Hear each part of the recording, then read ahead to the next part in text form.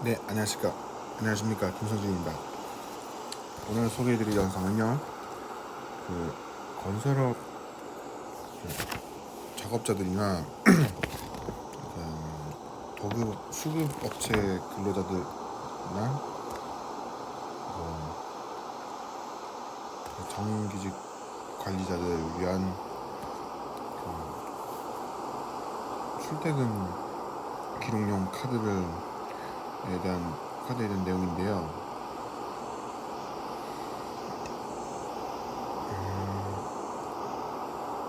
제가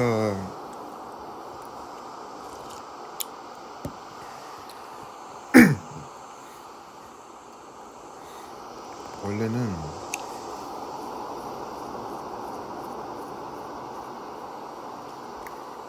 저희 본업이 건설 회사 주임입니다. 네, 근데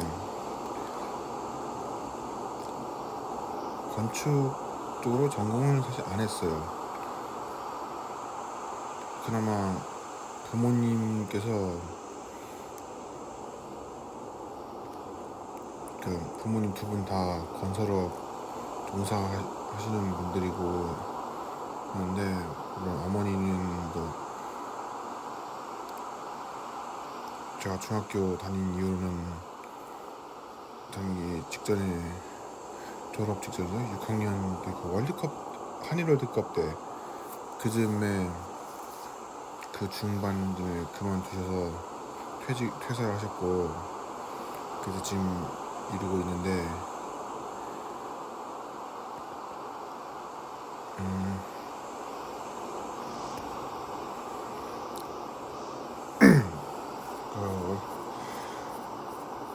제가 사실은 이 건축 쪽에는 인연이 없었어요. 없을 거라고 생각했어요, 저는. 근데 제가 인생에서 방황을 딱 두 번 했어요. 딱이라는 인생에서 방황을 두 번 했습니다. 최소 두 번 했었어요. 10대 때 한 번 하고 20대 성년 들어서 한 번 하고 2030 시대 그렇게 해서 많이 저도 괴롭고 가족도 괴로워 하시는 시절이 있었는데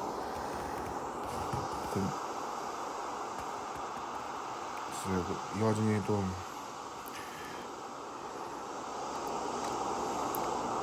제가 이걸 어떻게 사람들이 해석을 하실지 모르지만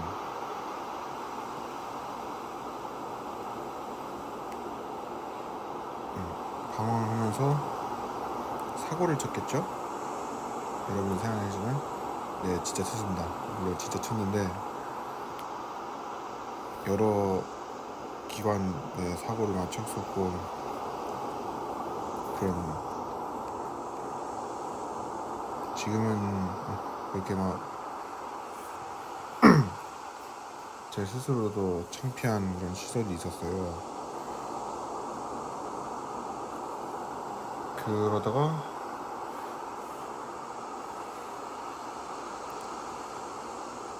아는 저랑 이제 어렸을 때부터 친하게 지낸 소장님이 계셨습니다. 그 소장님 밑에서 아르바이트 식으로 해서 흔히 말하면 잡부였죠. 잡부자가 그래서 많이 혼나가면서 많이 배우고 했었는데 그 덕분에 많이 정말 좋아졌어요. 정말 감사하게 생각하고 있고 소장님 비롯해서 직원들도 다 감사하게 생각하고 있고 부모님도 기다려주신 것에 너무 상당히 감사하게 생각하고 있고요. 그런데 제가 이런 저지르는 게 꼭 나빴다고만은 볼 수는 없었어요. 어떻게 보면 또 동전의 양면 마냥 추억이라고 해야죠? 그런 개념도 저는 있다고 생각을 해요. 그래서 저는 그런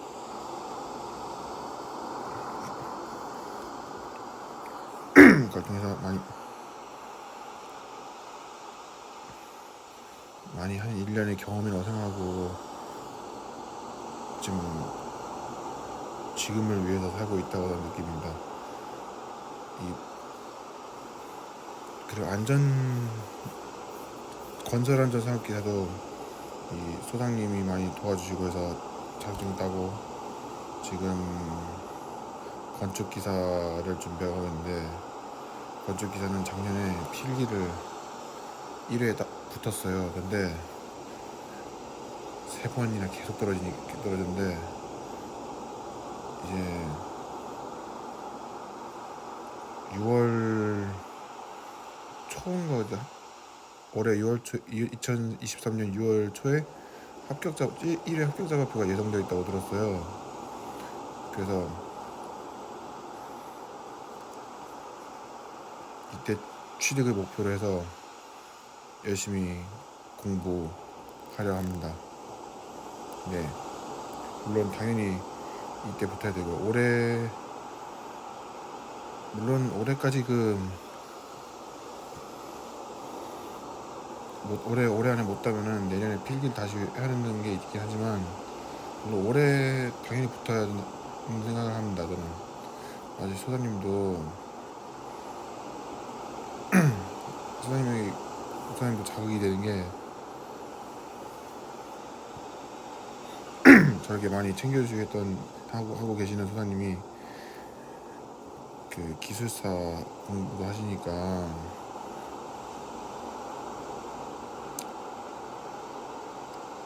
설진하고 바로 또 시험을 보십니다. 그렇기 때문에 열심히 하자고 서로 약속을 한 상태입니다. 이게 제가 이거를 많이 설명을 하기 앞서 제가 이거를 좀 직접적으로 관리하는 업무는 안 했어요. 공모를 했는데 공모 직원이 한데, 근데 제가 이거를 굳이 제가 하는 건 굳이 제가 하는군요. 제가 이거를 제가 이 사고칭형까지 얘기하면서 하는 거는, 제가 한때 여러 개 통장이 여러 은행이 다 있었어요. 왜냐면 어떻게 된 거냐면요, 이게 어떻게 어떤 업종에 갈지 몰라서 저는 일단 닥치는 만들어 놓은 거예요. 그리고 건설업 쪽으로는 그나마 관대한 편입니다. 왜냐면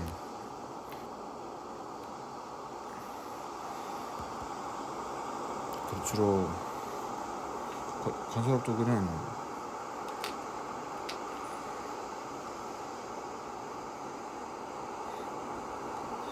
그나마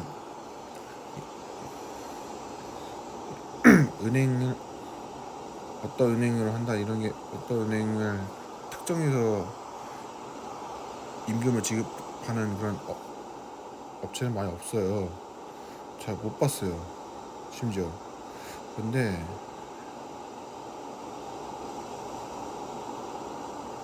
뭐 식당이라든가 뭐 백화점 이런 제가 아르바이트하는 업종들은 중에서는 제가 진짜 시험까지 준비했던 여행사, 이런 좀 작은 데나 큰 데나 이 좀 업종에 따라 다르겠지만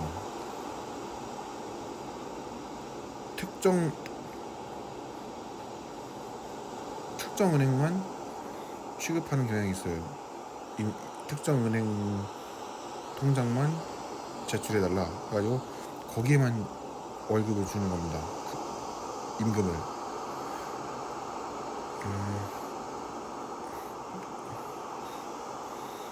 근데 또 건설업 쪽에서는 재밌는 게 제한은 없는데 대부분 연령층이 연세가 좀 있으시는 분들은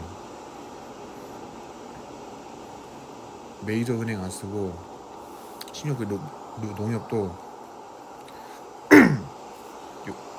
공식적으로는 농협은 농축협이라고 하는데 뭐 지역 농협, 단위 농협 뭐 이렇게도 표현을 하는데 뭐 지역 농축협이라고 하죠. 붙여서 둘 다 써서 병기를 해서. 근데 농협, 우체국, 뭐 신협, 새마을, 금고 이런 쪽으로 다 정해져 있어요. 굳이 이게 대부분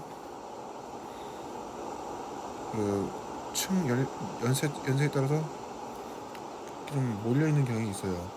그리고 좀 젊은 직원들은 또 좀 직원들 좀 차장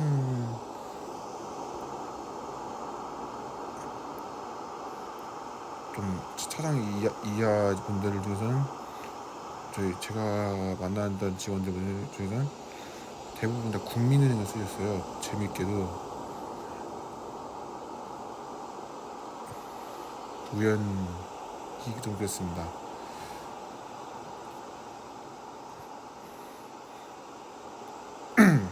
그런 상황이 있고 흥미로운 점이 좀 있죠. 그리고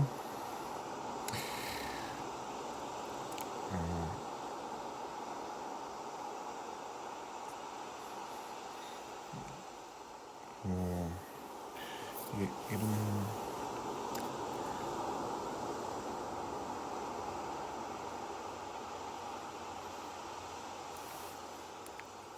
또 사는 곳에 따라서 좀 다르기도 합니다. 사는 곳도 좀 다르고 그러다서 이게 쓰는 월급 통장으로 쓰는 은행이 좀 다르신 경우도 있어요. 일단 그 잡소리라고 하면 좀 그렇죠. 여기까지 하고 하나로 전자카드에 대한 설명을 먼저 하겠습니다. 하나로 전자카드는요,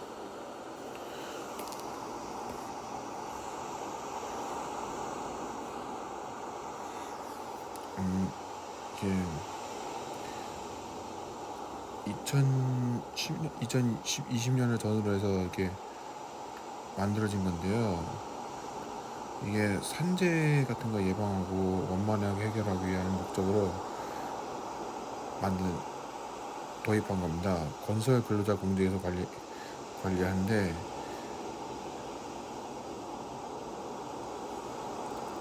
현재는 관급 100억 이상, 사급 300억 이상에서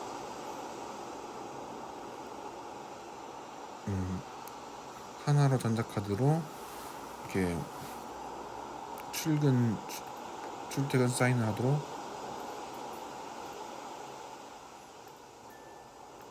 이렇게 법제화되어 있고요. 현재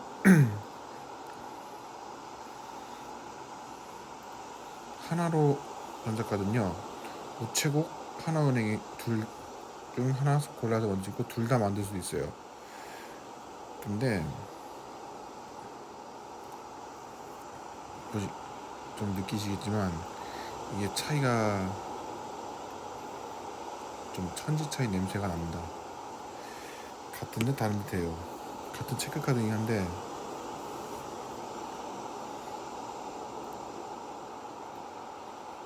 미묘하게 복잡한 게 좀 달라요. 그래서 제가 이걸 둘 다 써본 경험으로서 좀 여러분들에게 선택권 어떤 게 선택의 그런 텀을 줄이기 위해서 이 영상을 찍었습니다.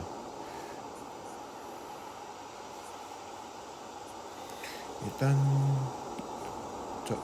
또 하나은행에 대해서 좀 말씀드리면요, 제가 월급 계좌가 하나은행이에요. 부모님도 하나은행도 메인으로 쓰시고 해서 하고,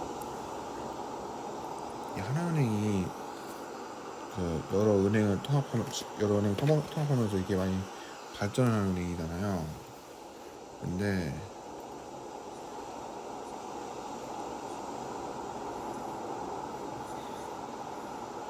저희 부모님도 원래 하나은행 안 쓰셨다가 이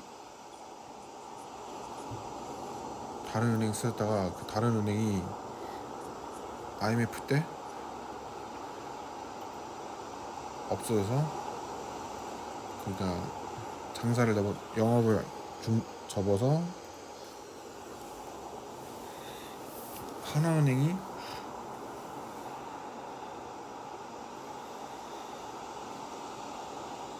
인수를 해서 했었던 겁니다. 하나은행이 사세가 커진 것도 이 영향이 컸고요. 그 때문에 하나은행을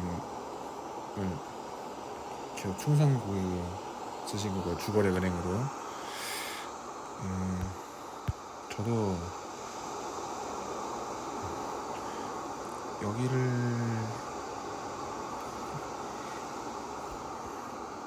제가 적금 통장으로 만들었는 게 2002 월드컵 직전이었습니다. 어머니께서 회사 그만두기 직전에 만들어서 만들었었는데, 이 하나은행을 그렇기 때문에 제가 설명이 좀 부족할 수가 있어요. 특히 요즘 대포 통장 문제 때문에 한도 제한 계좌 막 하고 그러잖아요. 이 한도 제한 계좌 푸는 것에 관해서는 제가 좀 말씀드리기가 좀 버거운 측면이 있어요.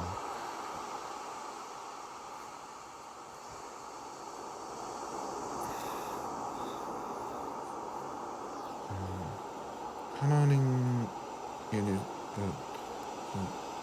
그거는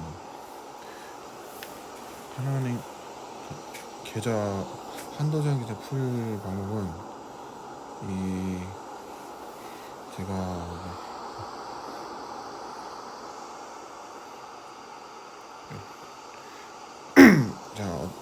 완전히 도움을 드리지 못하겠지만 이 자막을 통해서 카페 하나를 소개드리려 합니다. 일단 신용카드 박물관이라는 그런 네이버 카페인데요. 이 카페가 많은 도움이 되셨으면 좋겠습니다. 이게 또 한도 제한 계좌 푸는 건 담당 직원 재량도 있기 때문에 지점마다도 차이가 있어서 이거 좀 참고를 해주셔야 되고요.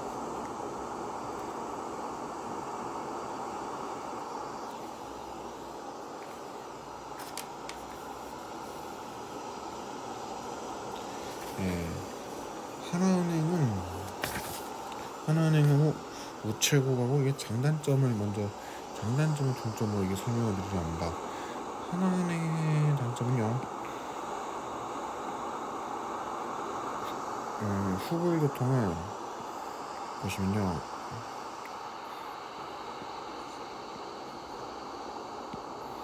이게 후불 교통카드도 가능하고요.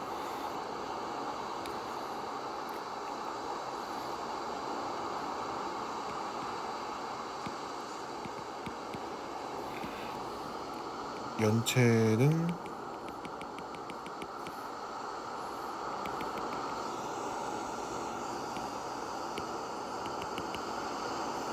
특이정보 이거뭐 아니면은 만 18세 이상이면 가능합니다. 그리고 후불 교통카드 이용 금액 있죠. 이거는요,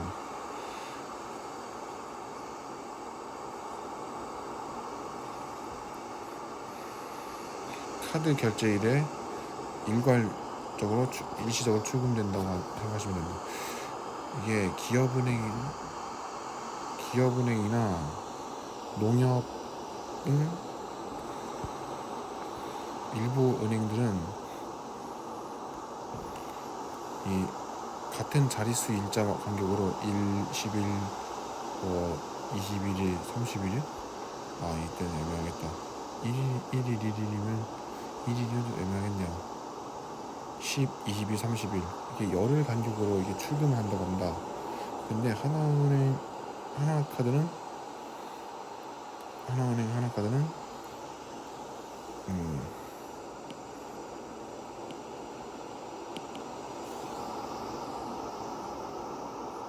잠시만요.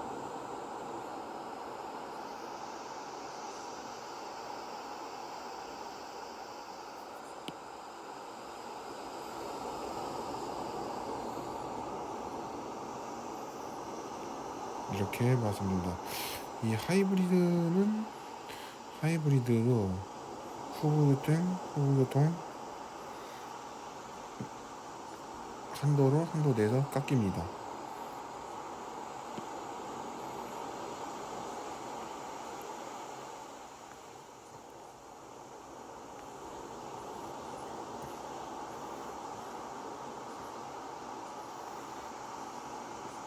그리고 여기 나와있죠.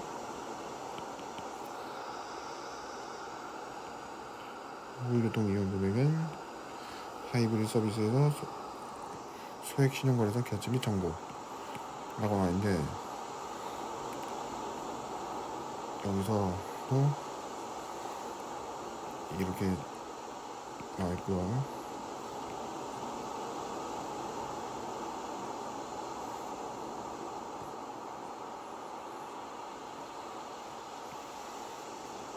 이게 하이브리드 서비스는 해외 이용에 불과하고 할부, 현금 서비스, 단기카드 이용 불가하고 하다고 나옵니다. 그리고 2만원당 200원 캐시백인데, 이게 또 잘 따져보시고 했는데, 제가 말씀드리기로는요, 캐시백이 한 6, 7배 정도 후예요. 어떻게 하냐 보세요. 월 최대 10만원까지 캐시백,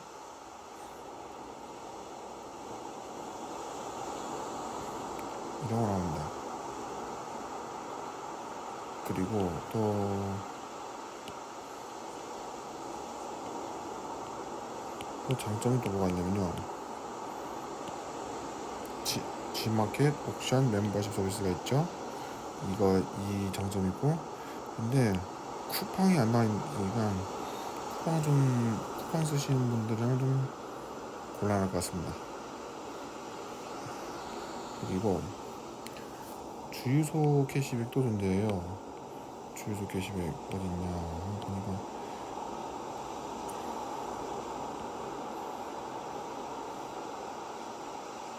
일단 LPG 충전소부터 먼저 미리 말씀드리면, 그의 업종 사용금액 2만원당 100원 캐시백 적용. 그 나머지 경유와 휘발유고는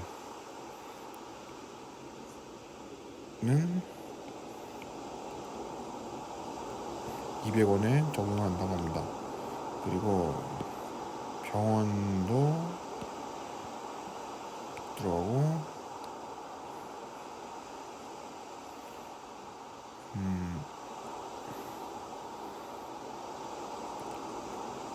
병원도 들어갑니다.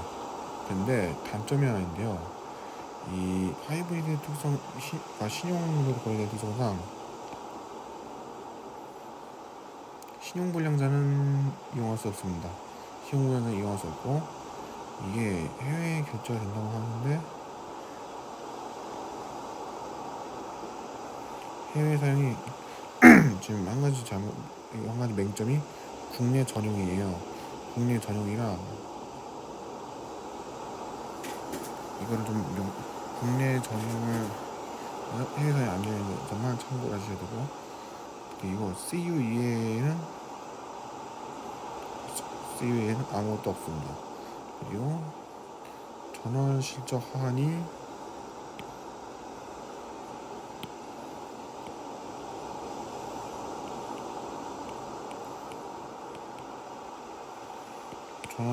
좀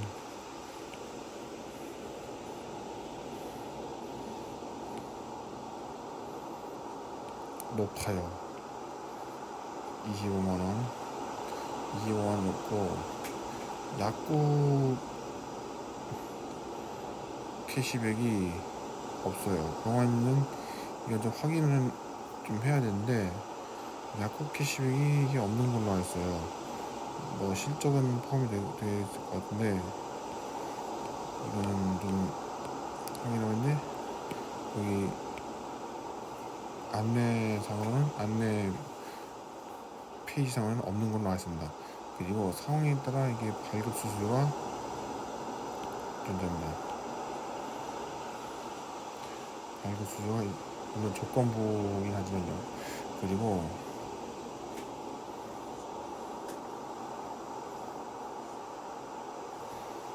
우편 수용이 일반적이라는 단점도 있습니다. 특히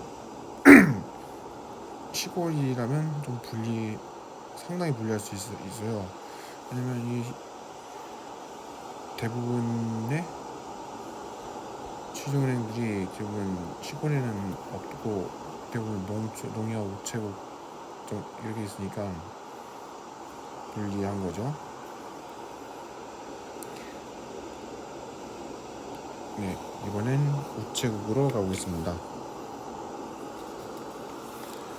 네, 우체국의 장점은요,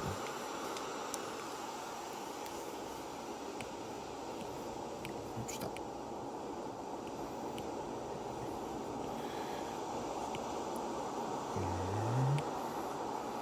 전원 실적 하한이 후예요.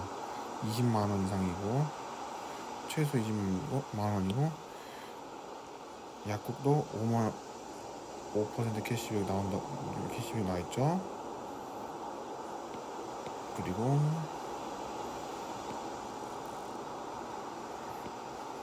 핸드폰비 캐시백이 관련해서 좀 유연한 편입니다. 5% 캐시백이고, 이게 상한이 딱히 없는 걸로 보입니다. 그리고 실적 제외 이런 게 없는 걸로 나와 있어요. 전원 실적 설정 시 이건 팀원이죠. 모든 음식. 네, 편의점은 GS25, CU, 이마트24. 세븐일레븐은 안 오는데, 세븐일레븐은 후하게 제공하고 있고, 그리고 해외사는 가능해요. 이 유니온페이는 단종이 됐고, 비자카도 지금 제공하고 있습니다.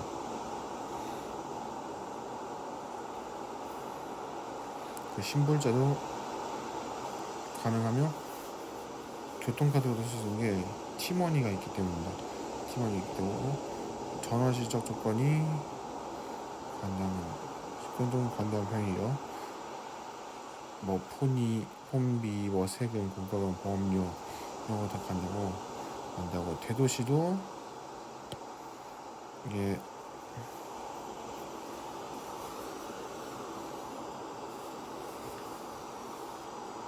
대도시 이렇게 발급할 수가 있고요. 근데 단점이 뭐냐면요, 수불교통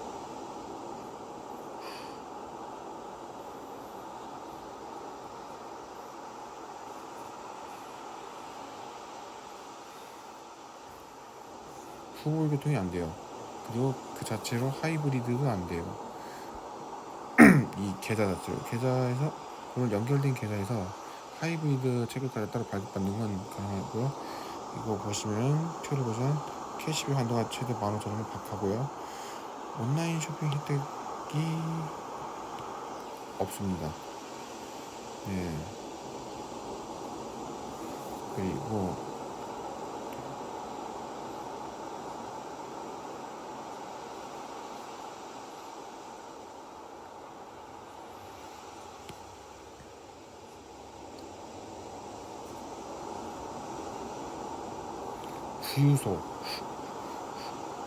주유소라든가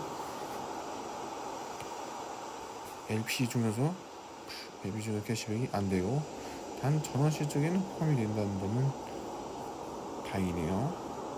그리고 그래서 저는 하나은행하고 저 중에 뭐가 낫냐 이게 하는 것도 알려드리겠습니다. 하나은행은 추천할 대상은요, 티머니 충전이 불편하신 분, 온라인 쇼핑이 많으시고 대도시 현장에서 근무하시거나 관리자 또는 주유소나 충전소 이용 실적 많으신 분, 특히 개인적으로 이용하시는 분이 많으신데, 다만 이것도 좀 참고를 해야 될 게 이 항목은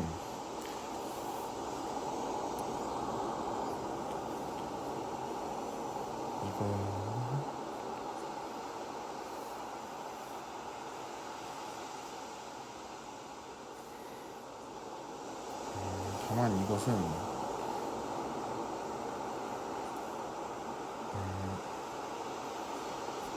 유류비를 지원해주는 회사라면 이런 좀 의미가 없겠죠.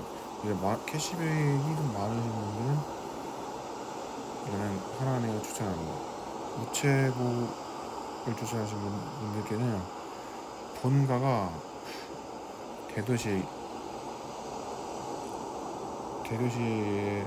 본가가 있으시거나 은행 밀집 지역도 대도시가 아니면서 은행 밀집 지역도 하나은행 소재지도 아닌 것을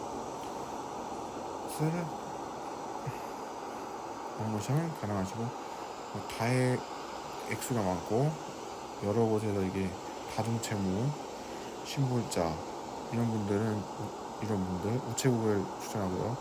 또 현장 시골에 있다면 이분들도 우체국을 추천을 해드리고 싶습니다.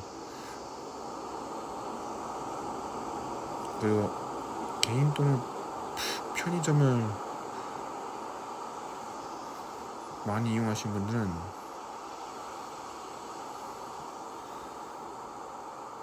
이쪽을 편의점을 많이 이용하신다면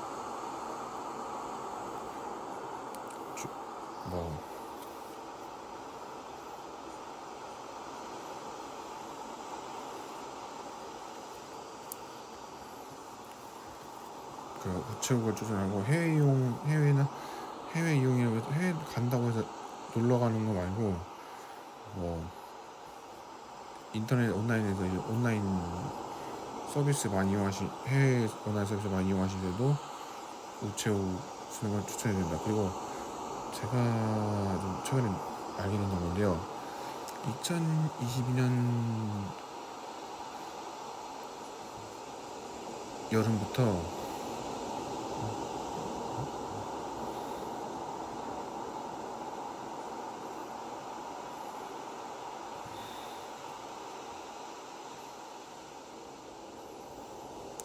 2022년 여름부터 우체국이요, 체크카드를요 30만원, 매달 30만원 이상 쓰면 3개월 이상, 최소 3개월 쓰면은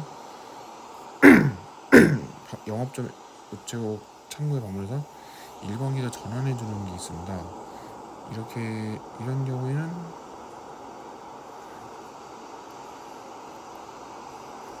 우체국이 더 유리할 수 있습니다. 농협보다 더 유리할 수 있는데요.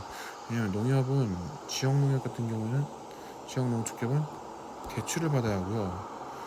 이 중앙에 옛날 중앙에 있죠. 농협은행은 대출도 안 해줘요. 대출을 안 해준다면 대출을 해도 소용이 없어요. 안 풀어줘요. 그렇기 때문에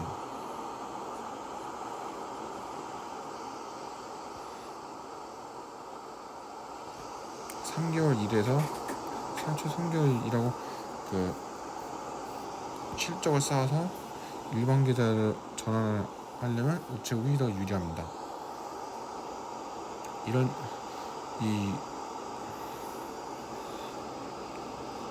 참고 사항을 말씀드릴 건데요. 연장선상으로 계속 농협에 대해서 말씀드리면요. 한도제한 해제가 여러분도 아시다시피 상당히 복잡해요. 급여 계좌를 하려고요. 재직증명서를 직접 받아와야 돼요.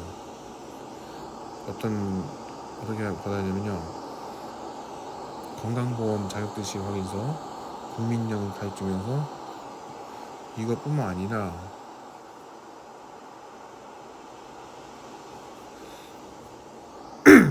죄송합니다. 그 회사에서 직접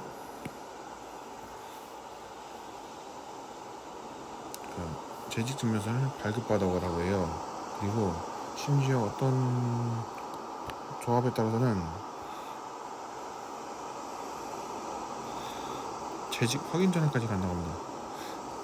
이 점을 참고를 하시면 좋고, 근데 없어도 나쁘지 않은 게 시골 현장 같은 경우에는 이쪽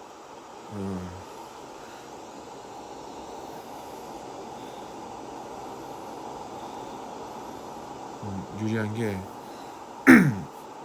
돈 뽑을 때 급하게 유리합니다. 왜냐면 우체국은 9시부터 6시까지밖에 이게 안 하기 때문에 좀 어려울 수가 있습니다. 그리고 인터넷 전문행은 동전 입금에 불리해요. 동전 입금에 불리하고 그 PC 업무 처리할 때 상당히 불립니다. 특히 공무 직원들한테 엄청나게 좀 불리한 건데, 왜냐면 이게 이체 확인증이라는 게 있어요. 이체 확인증을 하려면요, 직접 뽑아서 증명서를 직접 뽑아서 해야 되는데 이게 좀 복잡해요. 제가 이 인터넷 전문행은 제대로 안 써봐서 모르는데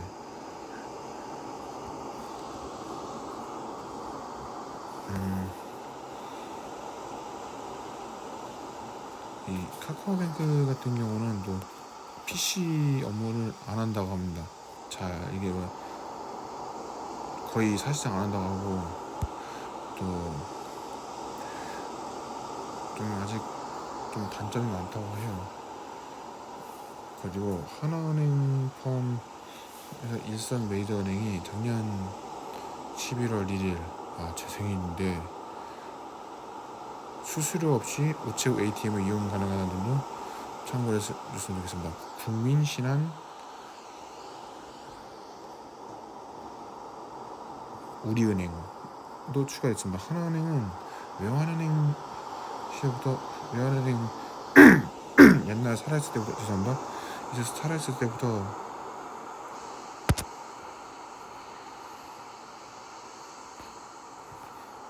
있었는데 이게 M&A 하나은행과 통합되고 나서 새로 이렇게 갱신이 된 걸로 알고 있습니다. 그리고 우체국이 또 참고해야 될 게 점심시간에 휴무를 하기 때문에 그 점을 또 참고를 해야 됩니다. 대신 ATM은 열기 때문에 그 점은 안심을 해도 되겠지만 말입니다. 네, 감사합니다. 지금까지 제 영상을 들어주셔서 감사합니다. 저는 이만 영상 마치겠습니다. 감사합니다.